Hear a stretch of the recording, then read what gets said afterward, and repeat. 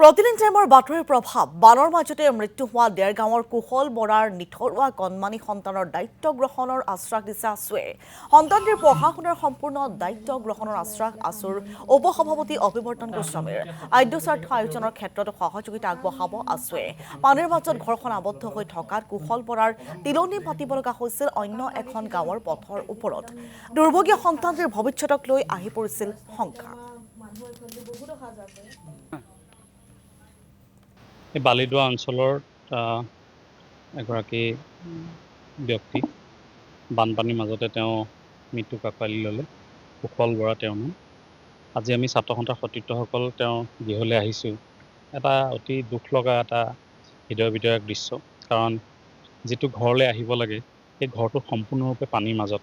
গতিকে তেনে পৰিস্থিতিত আজি যি তেওঁলোকৰ তিলনি যি কাৰ্যসূচী থাকে মাংগলিক, সেয়া ৰাস্তাৰ ওপৰত কৰিব লগা হৈছে। এনেকুৱা এটা দুখ লগা অৱস্থা, জ্বলাবৰ কাৰণে জেগা নাই, বেলেগ এখন গাঁৱত গৈ জ্বলাব লগা হৈছে। গতিকে তেনে পৰিস্থিতিত আমি মানুহ ঘৰলৈ আহিলোঁ।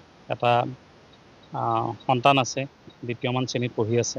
গতিকে তাক আমি কেনেধৰণে ছাত্ৰ সন্থাই সহায় সহযোগ কৰি পঢ়া শুনাত সহায় কৰিব পাৰোঁ সেই কথাটোৰ ওপৰত আমি গুৰুত্ব দিছোঁ।